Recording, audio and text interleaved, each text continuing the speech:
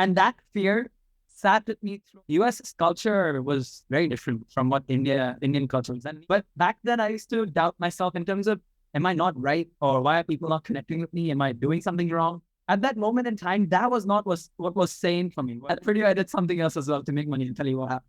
I'm in late payments like 90 days, 100 days. All of y'all who are about to go to Purdue, who are about to go to university, do not listen to this. This is not right. In one sentence, what's your biggest fear? It's a good question. This was one roller coaster of a ride this episode. Do make sure to stay till the end and check out the major questions.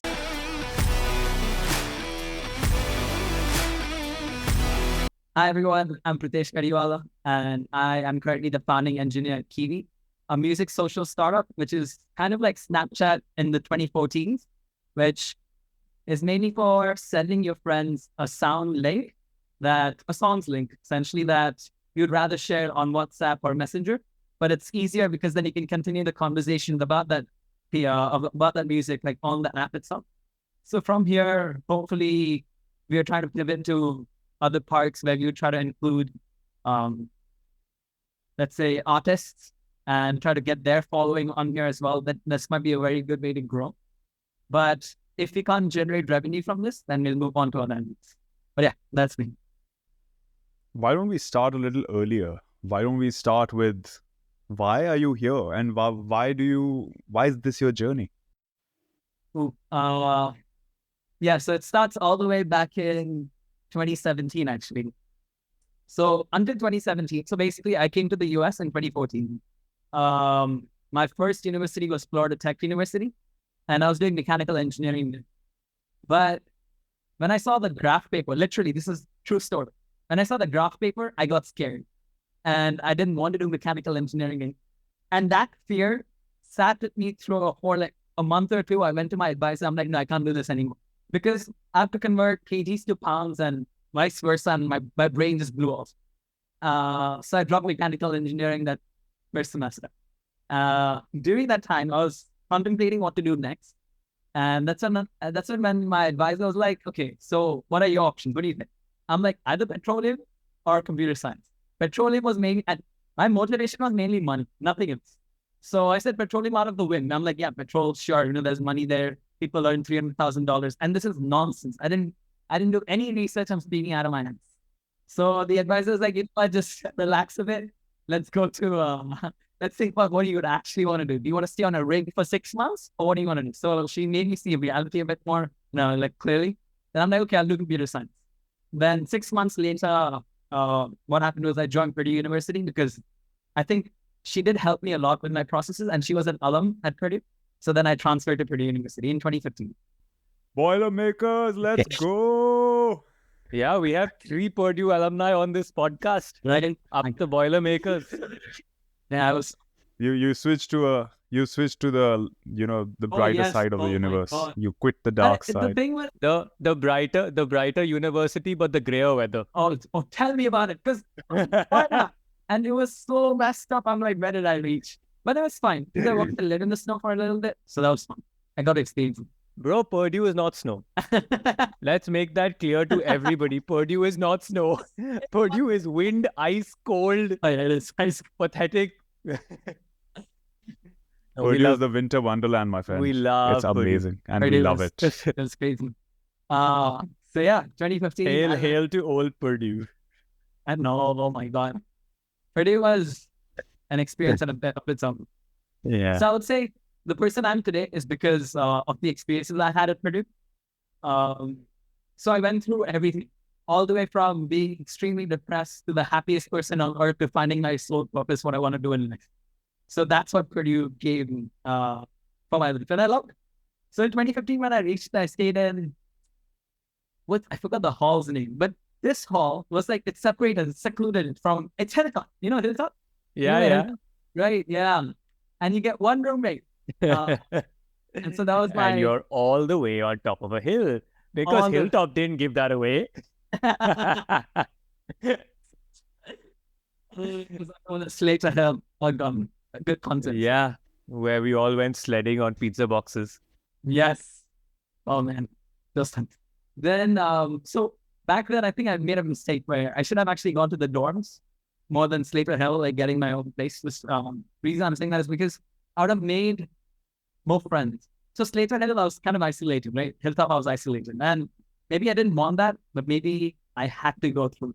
I'll tell you why. Because in 2015, when I reached Purdue, my first semester, I did try to make friends, but US culture was very different from what Indian culture was. And me being from a boarding school, it was very, see, boarding school is like your own kingdom. You know, people know you, you know everyone, and you're a kid, right? So it's that people, people just don't leave. And it's not like a class of 40,000 students or something. So Purdue was very different because American culture is very different, right? So how you connect with people is also very different. So I just couldn't connect with people, maybe just because I was weird. And I'll tell you why. I love that I'm weird. But back then I used to doubt myself in terms of, am I not right? Or why are people not connecting with me? Am I doing something wrong? So I went to this phase of, who am I phase? And I think everybody goes through that some way or the other. So I went through that before my quarter life crisis. So at this point, I was like, We are 2 minutes into the podcast. We are already talking about crisis, quarter life And how crisis. We are weird we already all talking are. about kingdoms within boarding schools and how weird he is. Like, what else can you expect from a podcast? 2 minutes in. Let's go. Loving Let's it. continue. so in 2015, when I was going through that, I isolated myself more than anything. And when I did that, I actually went into this mode of introspection. Let's call it that. At least I like to call it that because it makes me feel good about it. Otherwise, I don't know what that is. It's just pure massive depression at that point in time. But yes, it was introspection. You know, I was trying to understand, what do I feel? Why do I feel this way? And half of the time, when I was trying to introspect, I would escape life by playing FIFA or some PlayStation game. But then I would come back to thinking. However, in this process, I did make some good friends, like Tim, Ivan, and all. They're really good. And that's another way how I meant it, but I'll get there. So first 3 months into Purdue, I just didn't feel good. I was very isolated and lonely. I didn't have any friends then. Because when I went to Florida, it was with my friend. It was nice, you know. But I wanted that. I wanted to be, I wanted to get out of my friend zone. I wanted to make new friends. So then 2 months, I think about 2 months in, I was in this class, CS class, and then after that, what happened was I bumped into these guys randomly, extremely random. And then we are like, hey, they're going to go buy milk or groceries. I'm like, I'll come with you. I don't know why I said that. I'm like, I'll just come with you. I'll carry your milk for you. And I did that. And that's how I made my first friends in Purdue. And yeah, so that was really nice because they're very warm and they were religious too. So they were very different from the kinds of friends that I would actually make. So they're studious, they were nice, and that's not like the person I was in high school. So that was a flip. And maybe I was doing this intentionally, but I didn't know I was doing it. So that was the best, and I loved it. So then my friendships grew with them, and we realized that, hey, maybe we'd want to live together. And I was still going through my roller coaster of the emotional damage that I had on myself, that I was putting on myself. I was going through that, I was sorting it out. It was fun. Then 2015 came about. Then everything started getting serious because, 2016, because I was a sophomore, kind of junior. And a lot of people started to look up for internships and stuff, right? And though my friends were also serious about the studies, I used to just laze around because, like I said, my thing was I was still going through depression in a manner where I didn't know what I wanted to do. And there's always pressure from the family that, hey, Facebook, Google, Microsoft, right? Because there's a software engineer. And of course, as an Indian in the US, a student, what your plan is already set out by your parents. No matter what you think you say, they've set it out. Hey, my child will go there, do a CS degree, get into a fan company, and boom, that's your career and your life set. But nobody thinks about what we. For those of you who want a little context, watch this movie called Three Idiots. It'll like clarify everything what he's talking about. How Indian parents, some of them, a lot of them, tend to push their kids into very specific fields. And then you kind of realize much later in life that maybe I don't even want to do this and I'm just here and I don't know what's going on and I'm just confused. Yeah. But on the other hand, I do think that we are a accumulation of all of our experiences. Yeah. And that's what makes us, I don't know. At least I feel like that about myself. If I were to go back and change something, some negative experience, I would not do that. I would not do that at all. You're right. I would not do that either. that's how we are built. Otherwise, we'd be built different, and we won't be sitting here and having this amazing chat. No, you're right. I'm glad that I went through that because it made me ask a lot of whys, right? See, best part is I don't think anyone is wrong. Everyone has their set wings, and that's fine because you know what? According to your circumstances and your situation, you behave differently or you act differently. Your choices are different. What might seem crazy to me is completely sane for you, and that's fine because that's how the world works, right? So at that moment in time, that was not what was sane for me. What going through this path, I was not built for it. I just don't know why. I was not, and this is the same thing I felt in my high school as well. When I was taught physics, chem, math, I was always wondering, why am I learning this crap? Because it's not crap. There is some utility to it, but why am I learning it, right? Nobody gave me an answer to that. Even if I asked a lot otherwise, they'll get frustrated and they'll give me shit, especially my professors in high school. So finally, in 2017, I started asking a lot of whys, and I loved it. I was like, okay, I'm starting to figure shit out. Then in 2017, I bumped into another person. Now, these are like bumping into people were really pivotal moments in my life. And I carry that everywhere because I'm very proud. I'm still in touch with them, all of them. So this person that I met was in CS 250 class. Now, 250 was electrical engineering, right? And we didn't know shit as a CS major. I mean, what are we going to do with wires? We code, we don't build. Anyway, Context. This was computer architecture. So for those of you who know nothing about coding, forget about it. Don't even bother getting into it. But basically, this was people who were supposed to do words and books and novels being asked to make the foundations of letters. And we were like, what the hell are we doing? Yes. So just context. Also context. Also context, these guys used to come to us electrical engineers for help. And bro, we used to think you can't even do this. Like, this is so straightforward. That was your job. You come to our class and pull your hair out. Yes. You were doing your job and we were just making you better at your job. Like how you exploited us when you had to do stuff that was part of our job. Yes. And that's just the way how it is. They exploited us really well, let me tell you that. And dude, how many coding assignments I've done for these engineers? Yes. And we didn't earn a penny. Anyway, so I earned a lot of pizza, so I don't mind. Oh, fair. Oh, yeah. So then at Purdue, I did something else as well to make money and tell you what happened. So then I bumped into this person, right? In 2017. It was because I didn't know my work. I didn't know my homework. And I really want to pass this class. At least get a B. So I bumped into this guy at the corner of the classroom and nobody's talking to him. Everybody has some, So I'm like, hey, I need your homework. Can I please copy? He's like, okay. Same weirdo as I am. So I'm like, okay, this guy works. Why not? Let's go for it. So we copied I passed that assignment. It was great. And then we kept bumping into each other again and again because we were in similar classes. Even he transferred from Seattle State University to Purdue the same year that I did. So that's how I met him. So a little backtrack. When we talked about the money part, I'll tell you. So in 2016, what I did was I knew there were some Arab students on campus, right? So they would never do them. Not all of them. Yeah. Some of them. And they were really wealthy because the government was sponsoring it. So what I used to do was I didn't want to go to dining courts and clean dishes because, that's the only job we could get as an international student. That's trash. I'm like, what the hell? There needs to be another way. So I made friends with this other person who used to get the homeworks done for these Arab students. And so I'm like, he was graduating. I'm like, yo, I can take over your business. And he didn't give it to me. So I started doing homeworks and coding assignments for that. And I thought I made really good money. All of you all who are about to go to Purdue, who are about to go to university, do not listen to this. This is not right. We are in no way saying that you should get people to do your homework for you. Yes. No, do not do that. all of y'all who are gonna eventually end up in the US and who have this innate ability of being a founder or an entrepreneur in the future, you will be doing this in the future. Like, it is inevitable because you start very early and you have all of these stories that, again, build you into an entrepreneur in the future. So it was always coming. I was hoping so.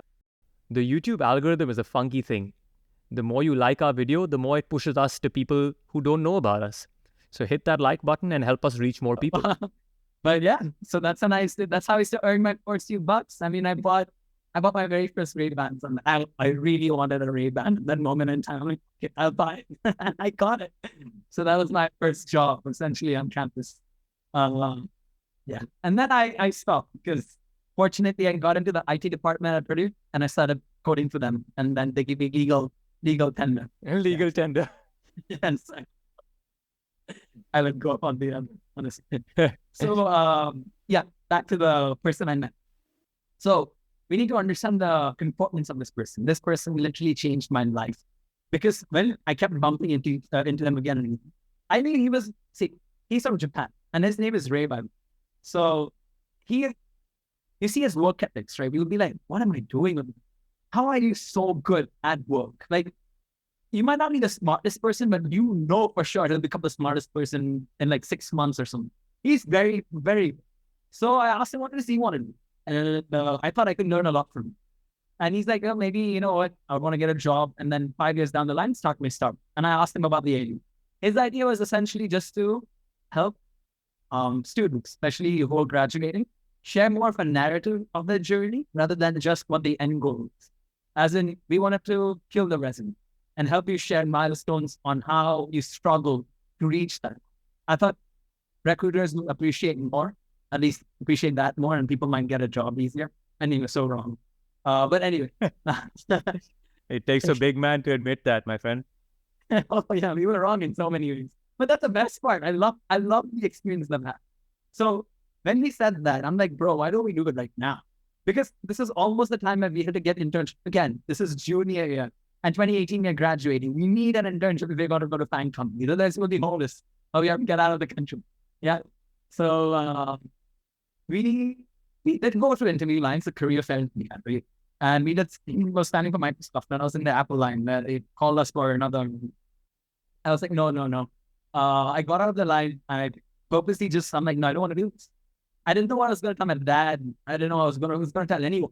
I just walked out of the line, and I was going searching for him. He didn't give the talk, the interview, but then I'm like, yo, you know what? Let's start talking. Why do we want to go there? Maybe we'll learn a thing or two. We'll have fun. So we did. And the first mistake we made was we're like, all right, we got a team of like 7 people, all random people. First of all, we didn't even know what the product was.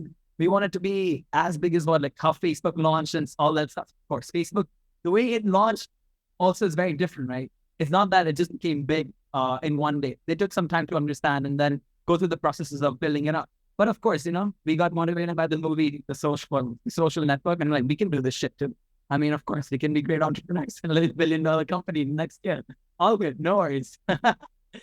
So Ray and I, we started that journey. And by the end of that 2017 summer, everyone left us. It was just the two of us now. Because we were really bad. Nothing was working, and we didn't know what the fuck we were doing. Because let me tell you this. Neither he nor I knew how to code websites. We just need C++ and garbage like ARM. I mean, it is important. I'm not saying it's not. But at least for what I wanted to do, I couldn't do more shit. It was useless. So we learned how to code first. That's what we did in 2018, right? That's when we built our thing about, okay, how do you code? We spend days on just understanding how to upload an image to Google Cloud Storage, passing it from the front end, and then back end we did a lot. We made bulky applications that was trash, but we went about refining the idea over and over again. We never gave up. Nobody would use the product. Nobody. We spent 2 years on this. Nobody would use the product, but we never gave up. We went back to the students. You asked them what happened. But at the end, we realized that when you're trying to create a new habit for something, especially writing, forget it. It's going to be the hardest thing that you do as a person. And we realized that after 2 years. Pretty late to realize it, I guess. But I guess we were in the, when you're in that point of time where you don't want to kill your startup, but you're in the limbo. It's your baby, my friend. It's your baby. You do not ever want to be like, oh, this is not good enough. You think that, once you've had that idea and once you've given it that time, you're like, yeah, this is the best thing ever. We're going to change the world. And this is how life is going to be. Yep.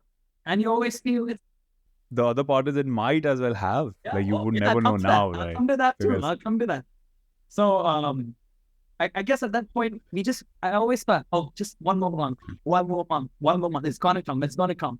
We, but, but it never did. And it's fine because, in those 2 years, from 2017 to 2019, I had some of the best experiences of my life. I was able to figure out what I wanted to do. For the very first time, I felt like, yeah, I know what I wanted. I was so confident that this is it. Because from the inside, I was screaming. I'm like, yes, this is what you want to do. I've found my thing. And it's very hard to find that thing. And I knew I would never get it at Facebook because for the very first time, I was getting getting my whys answered, I was asking a lot of whys and I knew this is it. But in those 2 years, we took spontaneous trips all the way from Indiana to California by car. So what happened was there's this entrepreneurial club at Purdue, right?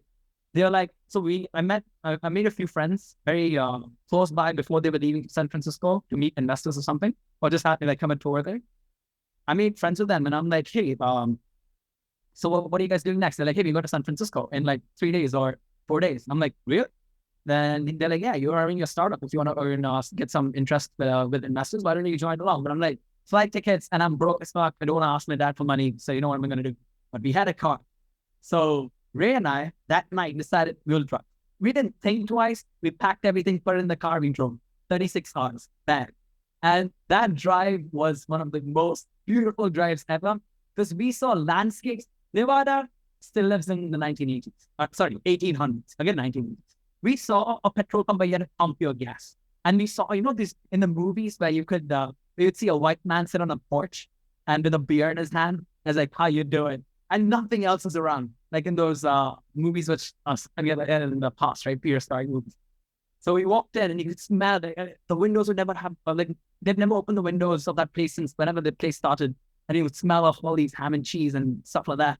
And we were like, wow, we paid with cards. And that was this angle. I don't know, we paid for the gas. They accepted card? Wow. And they had that, the POS back then, right? So in America, that place had a network. That was brilliant. So when we and another thing, no cars in the. So we would put the car on what do you call that? So when the need for Cruise control. Thank you. And we would watch movies on the phone. Don't do this, please. Never do this. Oh God! This podcast is just getting all of us to say all the crap we've done. That public service announcement should be done before this. That hello, this is not something we recommend you do. Yes, please don't. I've had weird experiences. And so we drove to California. We spoke to investors. We didn't know how to pitch. We never knew how to pitch. We were scared that people will steal our idea. And that's so dumb because you would want to share your idea with the world. When you share your ideas with the world, they give you feedback. More than anything, I think the fear of getting your idea out is it's hurting yourself. Because the more you talk to others, the more you're learning about it. And the only thing they would copy, or let's say, even if they do start that idea, the only way they can beat you is if they're faster than you. Velocity matters a lot. If your speed is good, if you're focused, and if you know what you're doing, I don't think anybody who even copies your idea, they would reach this. So I'll give you an example of Airbnb and this other company. I forgot the name. Recently, I read this article. They're in the EU, right? So this EU company is a parent company of all these companies that they copy from US market and they bring it into Europe. So they try to copy Airbnb. And what was funny was Airbnb let them do it. Airbnb is like, no, I'm here to buy them out. We're not even going to acquire them. Let them do it. Because you know what? They're going to get tired out. They're going to tire out and their entire quality of the product is going to depreciate. And that's exactly what happened. Airbnb's quality never depreciated because they don't care about the customer. They wanted to do it and they would do it quick. They gave a shit. That EU company never did. And they died. They just died out. Because their hope was, as the parent company, was to get acquired. And that's what happened to all the previous companies that Airbnb one did. So, yeah. And that is why you remember Airbnb's name and this one you're referring to as the EU company. That just tells you how well they did. Oh, yeah. Oh, yes. So, in fact, adding to your point, I just read, I don't know which CEO it was. It was one of these Indian founders who said this, that, share your ideas as much as possible because the thing that differentiates you is your velocity, as you said. and execution. Ah, If you have the execution. best execution, anyway, like no matter how many people you tell your idea to, as long as your execution is better than all of those people's, you're fine. Yeah. Oh yeah, that's it. That's exactly it, right? And while executing, one thing that we do. So while I had all these experiences in 2017, right, we learned how to execute was also by reading a lot. So back until I was what, I think 21, 22, I never read a book. But this path made me want to read because I think everybody was reading fiction back then, and fiction was not my thing. I think I liked books that gave me practical knowledge which I could apply. So I started reading those books, and I had a lot of fun. And then I built my knowledge over it. That's why those 2 years, though I suffered a lot, we didn't make a penny. We lived on couches.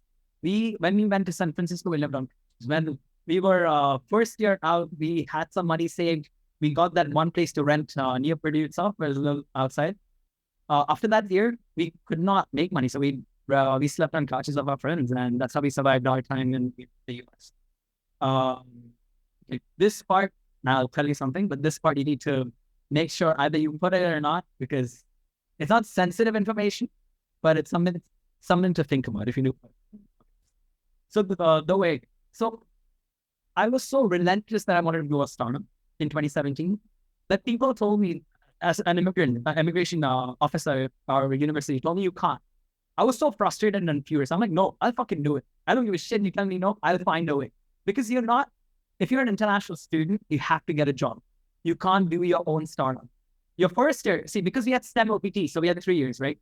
My first year, you could do your startup and stay with it. So first year was ending.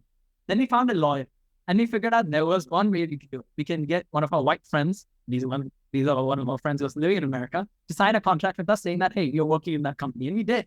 We found this gray space, and we utilized all the years of our OPT to do our own startup. We didn't give a shit about what our immigration law was saying us. And Purdue approved this. You should know that. Purdue actually approved this thing that we did. So yeah, we were the first one that Purdue could find out how to do a startup, even if you're an international student, and we fucking did it. We saw it for 3 years in the US, legally. There is always a way. Always there is a way, Relentlessness pays off, my friend. Relentlessness always pays off. You just have to keep going at it, yeah. I mean, yeah, even if you fail. You have to want something bad enough. Oh, yeah. And at that moment in time, for me, it was to stay in the US. But I couldn't. And that's fine. And I made my peace with it, and I'll tell you why I'm really happy that it happened. So we kept failing, and we didn't do with Wilda. So, okay, my OPT would have expired in 2021. And by 2020, we couldn't do anything with Wilda. So that was the company's thing. 2018, from 2017, midway through all the way to 2018, 2019, 2020, nothing. And we're living on couches, still no money. We're barely paying for food. I am in huge debt in my credit cards, everything. I can't pay my shit. I'm in late payments like 90 days, 100 days. I'm not paid crap. And I'm asked that my dad a single dollar. So I don't want to. I'll figure my way. No problem. Then my second startup came. So we shut down the first one. We were very scared to let it go. I cried. You didn't give us a name. Sorry? You didn't give us a name for the first one. It's called Wilder. Willeder. Why it's Wilder? Because you want people to be will and earn. It's that in the prayer means will earn. Yeah, if that makes sense. Yeah. Anyway, so 2020 came around, and my sister. So this is when the pandemic started. So Feb March. So my sister was in lockdown. She's like, hey, you know what? I wish I could work out live with the instructors that follow on Instagram. I'm like, why can't you? So this is the time when we're like, all right, second startup, let's fucking do it. Who cares? First one fails, boom. So second one, we're like, we will make we'll make a subscription management tool for fitness instructors. And we started starting to instructors. We went online. You see my Instagram chats. All of them you'll see, hey, I've got a question. Because that's how our go-to-market strategy was, to reach out to instructors. Some of them replied. We got 45 instructors. We got about 1,000 customers to subscribe to them. And they would subscribe on an average of $30 per month. So we had a revenue of $5,000 in like, I think a month and a half. But what happened was halfway through, Stripe, we were using Stripe for our payment processing services. Stripe, what happened was they marked us as spam. And you would try to contact their, we would try to contact their customer service, but they just went round and round and round for a month, month and a half went by, 2 months went by. And we didn't get any breakthrough with our transaction. So our transaction stopped entirely. Our fitness instructors weren't getting paid. So of course they would think we're scam, right? But we showed them that, hey, you're blocked. We couldn't do anything about this. So we moved the fitness instructors to our competitor companies. We made us of them and we moved them happily there because at least they would earn the money, right? Because our goal was to help them through this pandemic. And we made sure that instructors who were earning $0, they went 100K. And they haven't even earned that much in their entire lifetime and they work at the gym. We made them 100K in a year without any issues. And they continue. I think they're still doing it. And I'm happy they did. So for this, we worked with a team of like 4 or 5. We paid no one. We didn't pay ourselves. Everyone was just there to help. And that was brilliant. You could see the good in people, right? Many are passionate about something. The thing that they saw was we wanted to do this so badly that they wanted to contribute time. And they helped us with marketing. Because Ray and I are marketers, but we're good at tech. So that's what our second startup was. It was called Fit Days. And that was number 2. So we shut that down and boom. The bigger the channel gets, the bigger the entrepreneurs we can get on the channel for you. And to help us do that, do hit the subscribe button. And let's carry on. That's when second startup failed. Now, as a person, Bro, I think inadvertently, instead of getting someone who is like a, straight up entrepreneur, we've got the ultimate real world entrepreneur in front of us, grifting his way through life. Fake it till you make it. I love this, man. This is brilliant. I actually think he's going to be back here like in a couple of years with like a third company, and he's going to be like, yeah, this time I'm helping dog owners do something which they've not I think in thought 2 of years' time before. it's going to be, hey, this is my 15th company. I have done like 7 things with 8 people, and I love your spirit, man. It's absolutely amazing. Yeah, but you see, this came because I failed so much now. The thing is, in those 2 years, Dude, however it came, whatever you did to get this, I'm going to refer to Three Idiots. Towards the end of the movie, there's this guy who goes for an interview, and the interviewer says, "Where did you get this attitude from? We will give you the job if you drop this attitude." And he goes like, "I worked too hard to get this attitude." And I mean, I'm feeling the exact same way about your spirit, man. It's infectious. It's so infectious. Thank you. Yeah, but this comes because from 2017 to 2019, like I said, from 2015, I went through depression. I came out of it. I found my thing that I wanted to do in life. And 2017 to 2019 weren't easy years. I haven't slept nights. I've had my entire bed, because of back sweats, because I was scared. Oh, how will I stay in this country? What will I tell my parents? How will I tell my dad I'm still okay? I didn't have money. I had to survive on couches. And it's because we didn't even have, what do you call that? Chadar, like a blanket to sleep, it's fine. But those days, other days, I'm happy that I went through. Because those are the ones that reminded me that, I was myself. I saw my raw self, stripped off all my ego, everything. And I was like, that's who you are. Can I live with it? And I was okay. And then when I made peace with that person, I'm like, I know what I'm, and I will go for it. How many other times? So I kept failing. And that failure, I got almost addicted to it. And I'm okay with it. I'd rather try something quickly, build it out, ship it, fails, fine, whatever. But I know one thing. I'll improve in terms of what did I miss this? So second startup failed, but we made revenue. You see, first startup we did for 2 years. We didn't make shit, no users. Second startup we had revenue. And this is without any investors or anything at all. And I loved it. But again, there was a pressure of how am I going to stay in this country? And that was the last layer I needed to peel. Because in 2021, I had to decide if I was going to work at another startup or start my own thing again.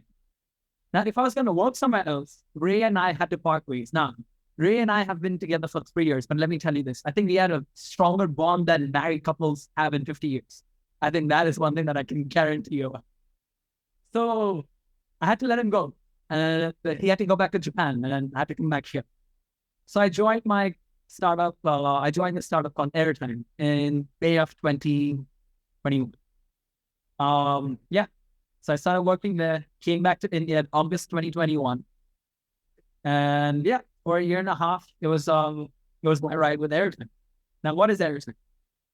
Airtime was trying to replace the Google Calendar. Well, specifically, it was like, imagine, you know how CEOs have executive assistants, right? Who help them with the productivity because they would set the timetable in a way that they're most efficient.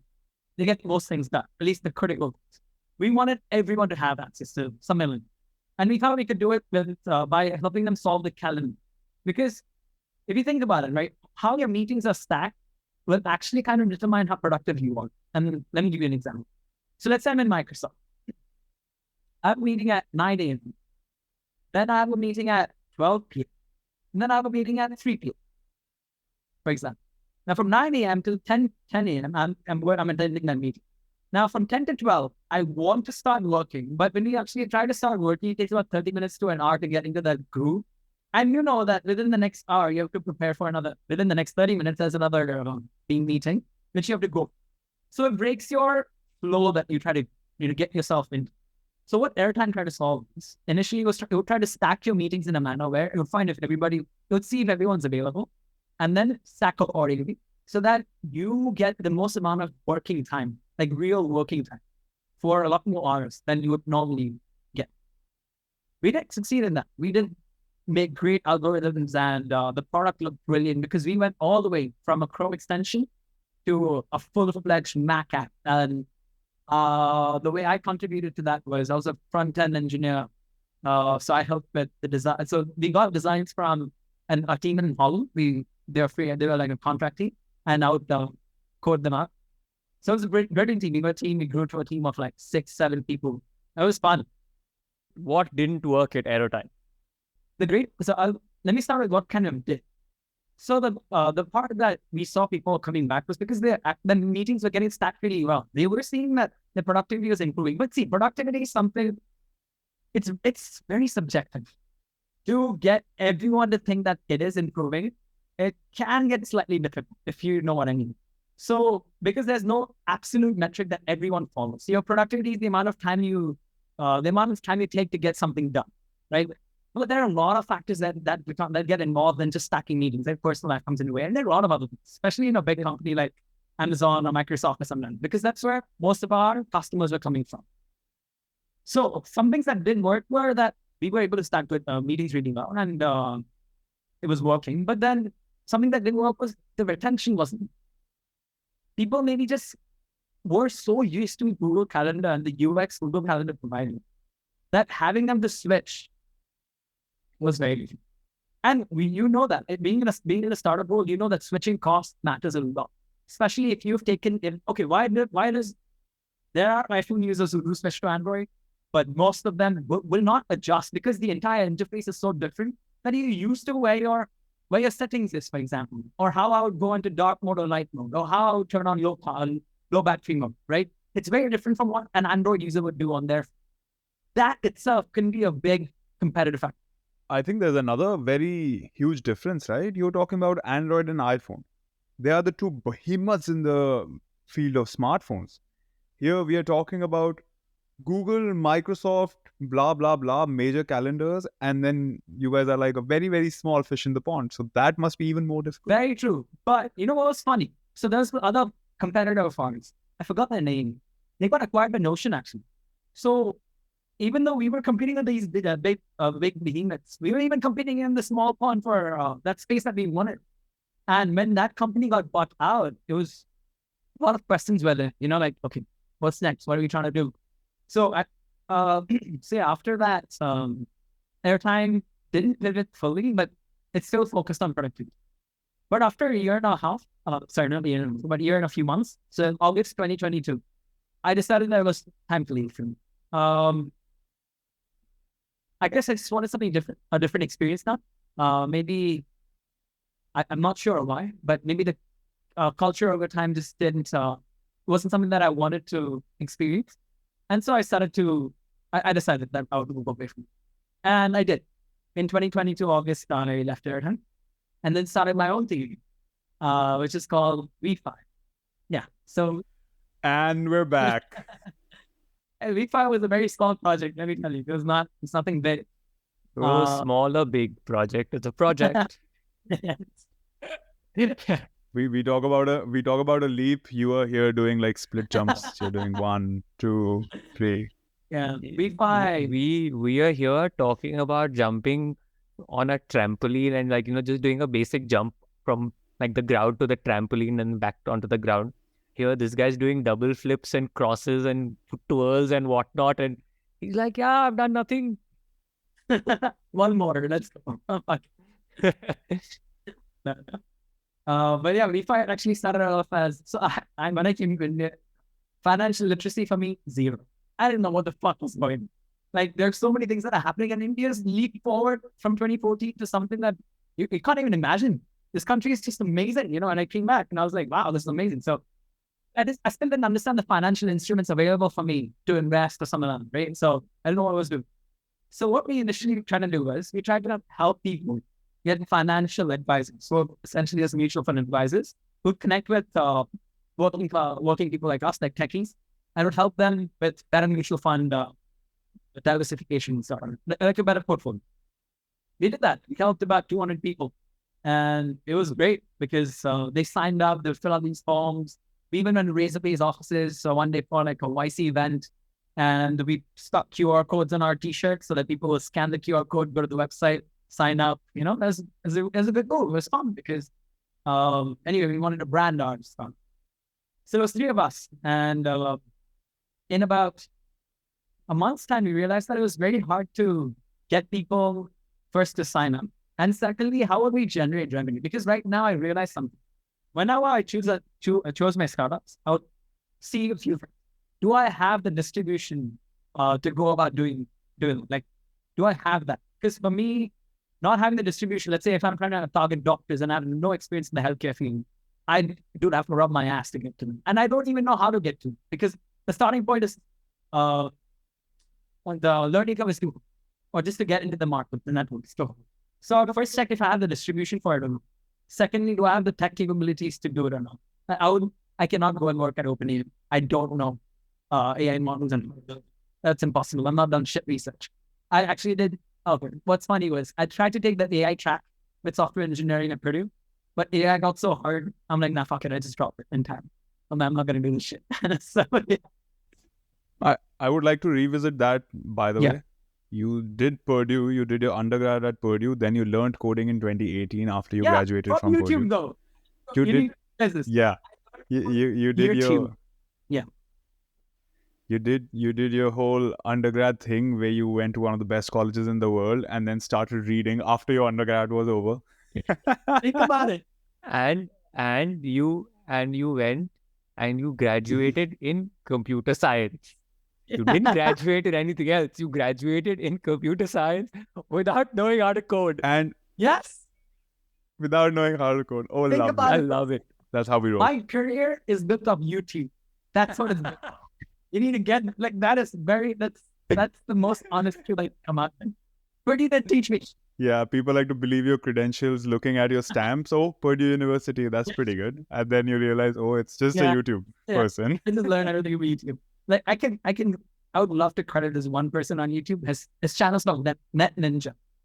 Anyone wants to learn how to code, that dude is a gold mine of free information. Like I learned how to code on React, Vue, Next, anything. Whatever I wanted to learn, it was through his channel. Loved it. And he teaches. I wish our professors would teach that. That's kind of like material for that. Anyway, so yeah, back to 2022 and refi. So refi, we had a strong pivot. We had a hard pivot. What we did was, we're like, okay, we want to make money. We had distribution because we had financial advisors that we could speak to from Bangalore. And the way we pivoted was, we're like, okay, you know what? Instead of going B2C, why don't we go B2B? Why don't we actually target companies or startups who would want to provide better financial help to their employees as a employee benefit? And that was actually a pretty good pivot. We got 2 LOIs. We got a few LOIs, letter of intents from those startups would actually pay us a certain amount. That was good. And also, funny thing was we applied for YC because you're like, why not? And we got an interview for my combination. So that was surprising as well. And we did take that interview, but we didn't get it. Casual, man. We applied for YC because why not? And we got an interview. I'm telling you, anyone who wants to be an entrepreneur, listen to what this guy is saying very carefully. Yeah. Yeah, the summary is do shit, get shit, don't do shit, you won't get shit, just do. Do What are shit. you doing? See what happens. Adapt, do more shit, see what happens, adapt, do more shit. Never too old. My That's God, I love this spirit, man. I'm gonna get tired of saying this by the end of it. I think you're gonna get tired of hearing it by the end of this, but wow. Just wow. I'm like so fascinated right now. yeah. Yeah. But we got rejected, and we are like, yeah, it's okay. We're still trying to continue, try to push forward. Then we actually got an interview from 100x VC. They're Indian VC company. We went to Mumbai first, and this was just like we planned that. Right, let's fly. And they said that you have to come to Mumbai to interview. We're like, okay. In 2 days, we're like, yeah, sure. We booked everything. We went to Mumbai, and we did interview. We gave our pitch. We did pitch them, and they did accept it. It was fine. We had to adapt. Now, let me tell you what didn't work with. We got the 2 LOIs. Everything was great. We even got a vice interview. But the thing about VFi was how strong of a market it is, number one. And the fintech market in India is very, I won't say, it's very complicated. SEBI is very complicated because SEBI's main motive is to protect the investors. So they'll fuck the company however they want, the companies out there. But they will protect the investors. And I love that about SEBI. That's great. So I'll give you one example. To generate revenue, we had to find, it was very difficult to find a way because as a financial advisor, and now remember, this is like a proper, what's the word for it? What's the word for it? Give me 1 second. I'm going to just, there are mutual fund advisors who they can't call themselves as financial advisors. A financial advisor in India is from, pick up a toe. No.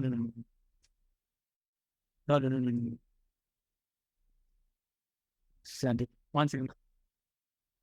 Okay. RIA, that's what you call them. Yes. Yes. Thank you. All right. Coming back to it. So SEBI's strict laws are that only when you're a registered investment advisor, which is very hard to become, by the way, very hard. You go look up the credential, go look up how do you become one, they blow your mind. So only an RIA can actually give advice on what stocks to invest and all of that, right? And the RIAs, these are pretty hefty because they have fewer clients. And there are many RIAs in India, but if you actually go and ask an RIA how many real RIAs exist, they'll say like maybe max 20, 30. And there are many people who want their services. So they're very selective of who they let into that portfolio, who let the basement. Right? So right now it's very easy to become a mutual fund advisor than an RIA. So a lot of people have left that fuck RIA. I mean, SEBI just made it to different. So we wanted RIAs to advise the startup employees. And remember, startup employees are not paying for this. It's an employee benefit, so the company shares the money. So an RIA, if they give an hour for their time, is it worth the money that they're getting by the company? Because we're trying to find a balance. It's not enough. It was very low. So we thought the total target market size also was not there. Didn't fit. And so eventually we realized that maybe this was not something that we wanted to go through or follow. So basically, your revenue model didn't sort of match up to what you envisioned it would be. Yeah, it did. And SEBI comes up with these circulars that you never know when it will fuck you. It's like, for example, we can't have revenue share with investment advisor. SEBI doesn't allow that. And also a person who gets an advice from the investment advisor, they have to pay them directly. So we didn't even know if a company could pay on their account. So there are a few things we needed to figure out. We did, but it was still in the gray. We needed to talk to lawyers. So there were a lot of complicated parts of practicing this. So we were like, you know what? It's fine. So after, about November, we let go of this idea. We even created the app and everything, but we just let go of it. It was not worth the time. And also So where were you driving the capital from? Like to build an app, to build everything else, to hire a team? Where was the capital coming from? You can get free stuff heavy. All right. Let me tell you this. Razorpay had a startup program. We applied with VFi. They gave us free credits. Amazon free credits, Notion free credits, this free credits. We even email companies personally. We're like, hey, we are a star. We want to try to do this. Can we have free credits? Sure. Here you go. In my previous startups, I didn't pay up, and I was broke. What we used to do was, okay, this is a secret. So hopefully either you take it out or how you phrase it will do it. Google gives you credits. But there's a loophole in GCP. So like just like AWS, there's GCP, Google Cloud Platform. They give you $300 credits for 90 days. Now, if you create a new team and you let that person become the owner of the project, they can take over the billing. They get $300 credit. We've made 50 accounts to pass on the billing. And that's how we made free. We didn't pay shit for our service. We blew the service in maps when we rate things. You have no idea. Because we're getting payments, users are using it, we're doing everything. But we didn't pay shit for hosting. Neither did we pay crap for database or anything else. So that's how we went. This has to stay. This has to stay in the So podcast. finally- I'm sorry, this stays. Dude, this cannot go anywhere. I'm telling you, what, like, dude, I'm not exaggerating when I'm saying I love what you're saying because it's so beautifully raw. And it's so like, it's not like, oh yeah, I had this and then this went to this went to this and oh, brilliant. This is like, it's like a roller coaster ride, man. It's going up and down, and it's brilliant. And that's why I keep saying, I love your spirit. Yeah. All right. And let me say this. What I'm saying, right, for people to normalize it, read this book called Start Problem. It'll tell you how Uber became what Uber is today. And you would think, you'd be like, what? From the start, Uber had two-sided marketplace, right? They had people who come get the rides and drivers. No, they had full-time drivers, taxi drivers who would sit on the side. Uber would shed money from their investment, hire them full-time, and tell them, hey, go right now, right there, pick up the person and drop them wherever they want to go. That's how Uber started off, and that's how they solved the chicken and the egg problem. People think, this chicken and the egg problem just gets solved by the smart tactics or this and that. Nah, it's bullshit. You pay your way through, or you find tactics to, let's say, fake one side of the market, not faking it, but somehow get it done. And then the other side of the market is enjoying the benefits from it. Then you can get more investments and start growing. That's fine. That's completely okay. So there's no fairy tale where, this brilliant idea. See, that's what I was like in 2017 when I thought, after watching The Social Network, like, that's how Facebook grew. But now I know the reality. I'm like, no, you have to just be smart about how you grind your way through it. And sometimes, yes, it comes at a cost of spending a lot of money. But if you know for sure it might pay off, why not? I was in credit card debt. I had to come back to India and look at that startup to get it all. And that's fine. I mean, I had really bad credit score for a while, but I'm back to 750 now in the US. So that's good. I've not done that in India yet, so I'm not going to do that again. I'm not saying a little bit. I'm not that crazy anymore. I'm so sure Sebi is gonna listen to this podcast, and I'm so sure you're gonna have Sebi red policemen banging on your door flag the coming. day we upload this. Also, one thing that I think you all have to be aware of, Social Network is a movie. At the end of the day, it's how much ever inspiration it is drawing from real life, it is at the end of the day a movie. It's a movie. Yeah, you have to take some things with a pinch of salt. So talking about your movie, where does it go Yeah. next? It's only been like 2018 to 2022, and we are 4 companies down, 5 companies down, 6 I think weird we're at efforts and 5 like or 6. lovely Yeah, journey. I think we're 5 gonna or have to 6, put a somewhere there. counter on the Somewhere screen Sure. to be like Every time he says the company, boom, company one, number 1, boom, two. company number 2, Yeah. project number 3. Oh, man. This is fascinating. Yeah, and we did shit. So we even made mistakes like for V5, we even incorporated refund in the Indian what do you call it? The company's thing. We incorporated refund. We're like, we might use it. Big mistake. Trying to still dissolve it. It's a big headache, but yeah, you know what? Don't worry about it. It's fine. A mistake made. Fuck it. Move on. Next one. So in November, I was like, okay, now what's next? Do I want to start my own thing or do I want to join a startup? Because right now, remember, the feasibility of me working at a large company like Fang or anything, it's out of question. Because I don't think they hired me for one of my experience have been like, nah, it's not happening. And yet, until date, I don't have a resume. I'm proud of it because I was against resume since 2017. I don't have one. So I've kept true to myself in that area. So then in November, I actually was like, can we join us? Because I want to get more experience. Kiwi reached out to me in the startup scene. The CEO did on work at a startup. By the way, that's a brilliant platform. If you ever want to start looking for jobs at a startup, go to work at a startup.com. It's by Y Combinator themselves. And there are brilliant companies hiring, and you'll find great opportunities as well. And why not? So yeah, then Kiwi came. We started having conversations about what Kiwi is, and what their vision is, and all of that, and how much they had raised, what their runway was. At this point, I was a little bit more aware of who I wanted to join, why. Maybe I wanted to get into the consumer space again, because consumer social is fun. It can have its ups and downs, but it's about psychology, and I would never say no to psychology. Because psychology is I think it's a fundamental, or it's like the foundation of anything we try to build or anything we try to do. Then let's say even if we try to ingrain habits in ourselves, psychology is everything. So all the books that I've read are relating. So I was like, why not? So Kiwi, I said yes. And sometime in like early Jan, I started working at Kiwi. It's fun. It's great, actually. So in Kiwi, I talked to the CEO and I was like, hey, I would like to lead. I would like to run sprints. And she's like, why not? So I did run sprints. We released every week on time.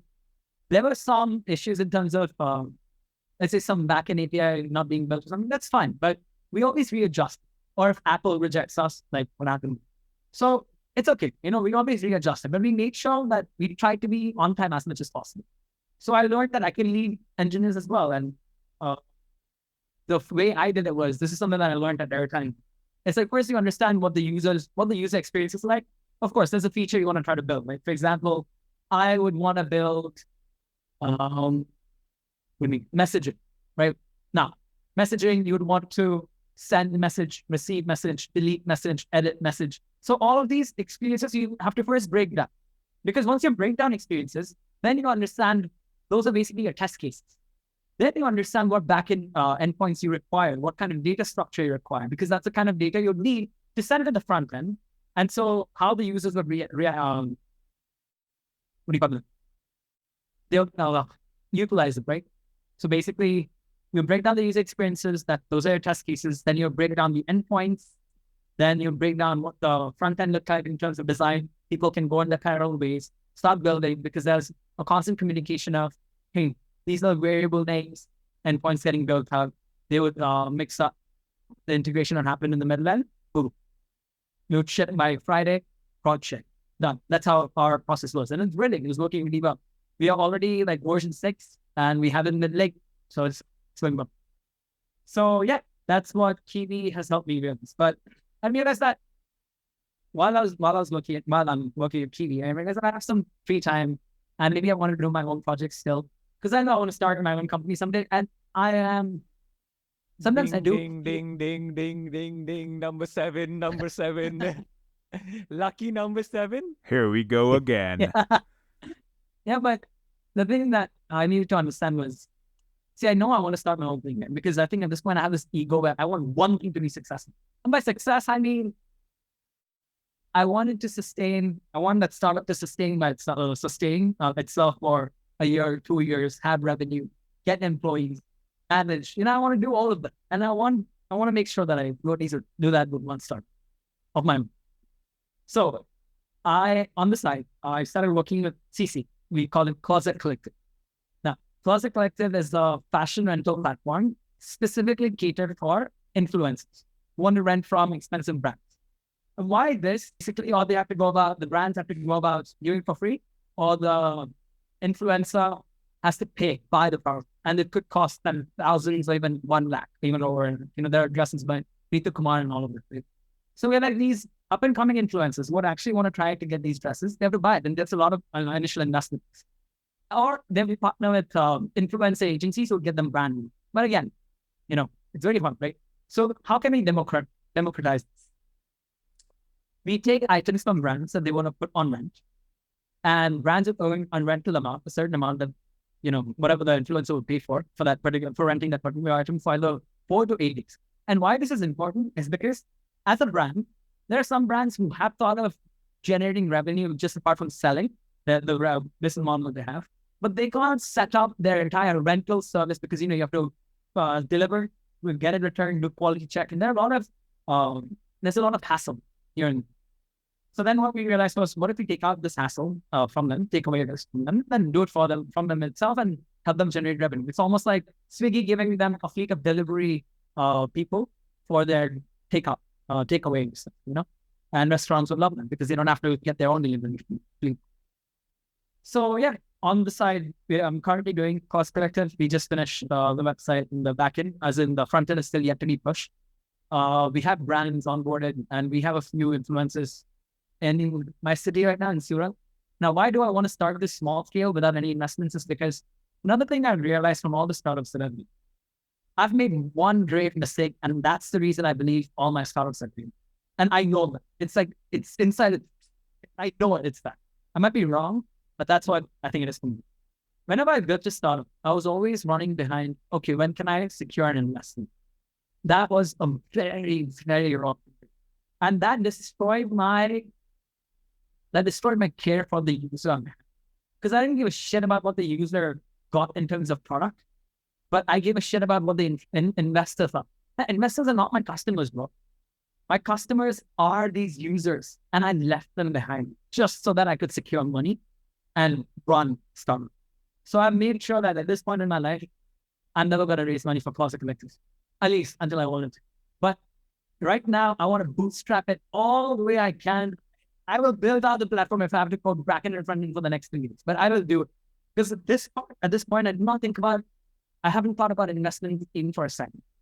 I will do this. I will put my own money. Even to bootstrap it, if brands are not giving us products, I will buy products from thrift shops, put it on my platform to let influencers rent. Because especially after reading the cold start problem, I've realized there are different ways I can go about bootstrapping chicken and the egg, multi-sided market. So yeah, that's where I'm right now. It's still starting off. I don't know where I'll go, but I actually I don't care if it fails. More than anything, I know I'm going to give it a shot. And even if it fails, I'll find something else. Yeah, that's where. What drives you? What drives you? Why so many companies, and why the push, and why do you draw inspiration from someplace, or what gets you going? So a lot of people have asked me that. So let me tell you this. I did run my second startup, right? Fintechs. Why do people help me out for free? One person literally told me she loves how passionate I am about the work I do. And she's like, I want to help you because of it. I'm like, okay, cool, whatever. Sure. Come free labor for me. I'll be happier than ever. I don't know, okay. But more than anything, I don't see.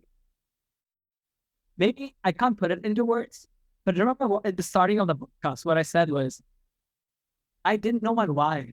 All the way through high school, almost 3/4 of the way through the university, I didn't know my why. But since 2017, the day I realized I wanted to do something, I went to YouTube and figured a way out to code a platform. A production ready platform, and I could do that. And even when I was looking for startups in 2020, there's this company was looking to hire engineers for specifically Next.js and Postgres. I didn't know Next.js and Postgres. It took me a week to go to YouTube, build a production ready app, launch it online, and I showed it to them. I'm like, yo, look, I built this in a week. I didn't know what it was. I didn't even know the syntax of it. But I went about it and I did it because I was interested. I don't know how to put it into words in terms of what drives me into starting these companies. See, it's ideas come and go. I've realized that. And there are a lot of ideas that have come into my mind. I actually have a fucking Notion doc describing all the ideas they want to do. And I might do them someday or not. It's fine. But I always get excited. And I always want to, even if someone tells me, hey, they want to try this, I'm like, why not? These are the things that might happen wrong, but these are things you want to figure it out. But I never say why, bro? Don't do it. That negativity won't be there for my side. Again, I don't know why it comes out that way. But I also know that the execution that's required for it, right, is heavy. So I'm very careful on how I spend my time for that as well, because I like spending my time with my family. So I did not mention this earlier. But the day I landed in India, Airtime was ready to put me back in the US, like in August 2022, like 1 year, maybe. But I didn't want to go back. I loved India for what it is. And I just felt like this is home. I've never been home. You need to realize since I was 7 years old, I went to a boarding school. I never knew what home was. And I was never with my parents. The way I've grown up is all that is. I was my own adult. I've made so many mistakes. Oh, yeah. But the person who I am today is because of us. And I'm happy. And for the first time, I think I'm fortunate. And thank God, I've had a lot of luck in my life where I've come to India and I'm still looking for startups in the US, which I actually wanted to do. And these are Silicon Valley companies that I'm learning a lot from still. I'm getting the knowledge that I wanted. So I'm lucky to have that even while I'm living it.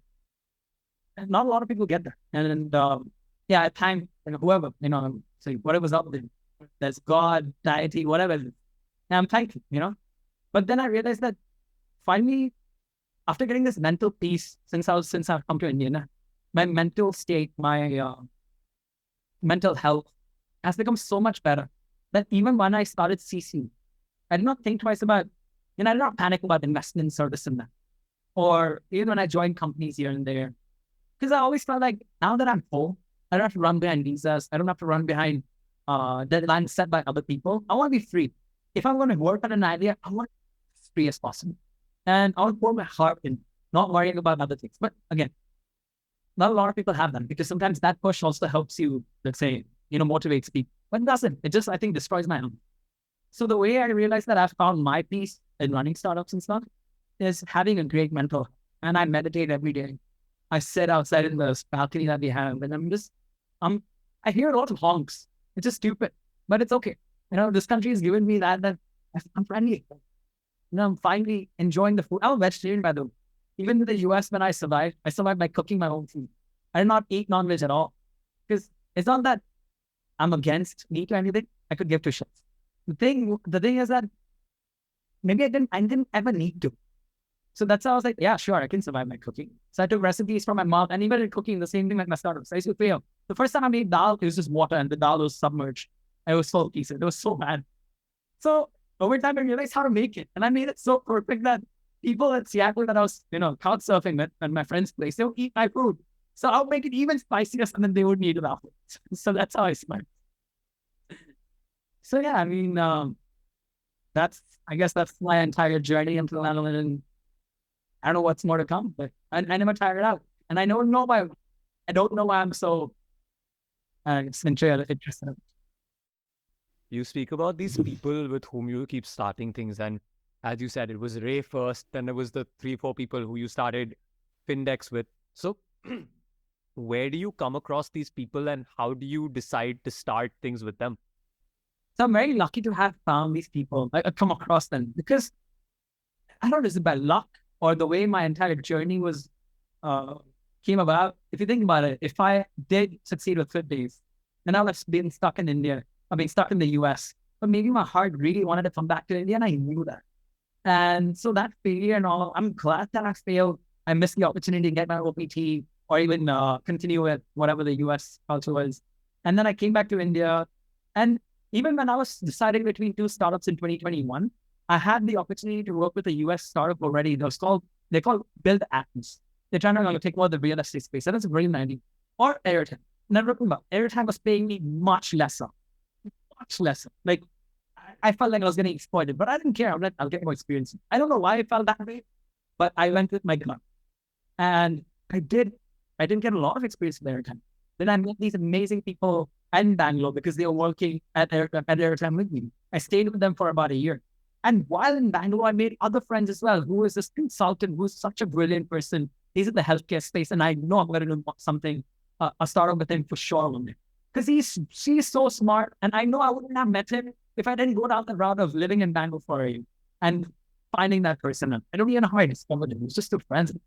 But anyway, so that happened. And then after that, now I'm back home. It's just these journeys, right? You come across people, but now how do you decide to be with? So of course, I say, for me, it's a lot about, culture matters to me the most. Whatever people say, this velocity, that velocity, velocity happens when you have a great culture with a person. Like when you match, because you understand how the other person flows. Otherwise, what's going to happen is you're going to get angry at the person. Why aren't you doing work? The other person might get angry. Why aren't you doing work? And then you'll have disputes, and then your entire thing breaks apart, and then there goes it. So culture determines a lot about how you will work with people. So whenever I make friends, this is also a gut feeling that the people I connect with, something in the inside tells me that, yeah, this person's good to connect. This person's a time pass. If I want to like drink, have fun, they're there. They're there for that time. Or this person, I want to talk about something like in terms of something intelligent or something like discuss ideas. They are there for that. And those are the kinds of people that I stay in touch with a lot. Now, again, how I found them, I am lucky, I guess. Even for Closet Collective, found this person. She's now my fiance, but I found her. And what happened was she's very similar to me. She doesn't give up. She just tries things, and she's just, even if it fails, fuck it. So she has that right attitude and the right mindset, and she has great contacts with brands and bloggers and influencers. So the Closet Collective thing was something that I'm like, I brought it up, and then we started discussing a lot more. And then we're like, fuck it, why not? Let's try it. And so yeah, now here we are going through. So again, I came across her. I don't know. I mean, I chose her to be my life partner for that reason. I'm like, yeah, you get it. You can understand what self-depreciation means, and you can depreciate yourself so low, and it's still you can still crack a joke about it. You can never let your ego come into the way. I love people like that. And then boom, I'm like, I'll marry you. Okay. Let's hope she doesn't hear that last bit. I'll marry you. She knows every bit. I remind her almost every day on how we have met and how we are. We're a bunch of weirdos. So you see all my friends that have been there, who I'm connected with, they're all a bunch of weirdos. They are. But those are the weirdos I love. And I'm happy to have those weirdos in my life, because I realized after going through that roller coaster of a lifetime with again from 2015 to 2021, I realized that it's okay to be myself. It's okay to be myself in a way that if I am like this, I don't need to change. Because in the US, that culture had this thing on me where I would force myself to change, but I'm like, this inside core is like, no, I am this and I will remain this. And I came back to it. And now I'm at peace. I would love for you to wrap it up with one sentence. In one sentence, what's your biggest fear? My biggest fear. That's a good question. Okay, my biggest fear is I don't want to lose my passion. I don't know. I think I don't know what it is yet. I have read so many books. I have come across so many articles trying to dig deep into the psychology of my own self. I experiment on myself. Weird things like habits, this and that. I try to understand, why am I this Pritesh? Let me say, it's like, think about this. I'm borrowing this body and this mind of this person. Who is this person? Why is this person like this? I see it from a third person view perspective. But I always question, what is it that whenever something new comes or an idea comes, what is it that drives this person to go for it, to not be scared, to never fear that, failure will come. I've gotten that thing over the fear of failing. But I just fear that I never want to become complacent and comfortable with life, that I'll never think about doing, let's just starting something. I never want to do. That's something that I'm very scared. The moment I know I'll get comfortable is the moment I will succeed. I think that's the perfect place to end our beautiful, beautiful session here. Sure. Thanks, Pritesh, for coming over. It was amazing talking to you. And ding, ding, ding. I think the number of companies ramped up to 9. And hopefully by the next 2 years, that number is at 15, 16, 17, 18. Let me and succeed. all the best. Succeed in all the best to you. And hopefully all of them succeed. Fingers crossed. Yeah, man. Thank you so much for coming on. Thank you for having me. It's been brilliant. Your spirit, your drive, it's infectious. And I absolutely loved talking to you, and we hope to keep doing this every 6 months or so. I think we should make it a policy. Every 2 companies, you come and talk to us. Done. How about that? Ding, ding, ding. That would be brilliant. Lovely, thanks, man. Thank you so much. Thank you so much. Thank you.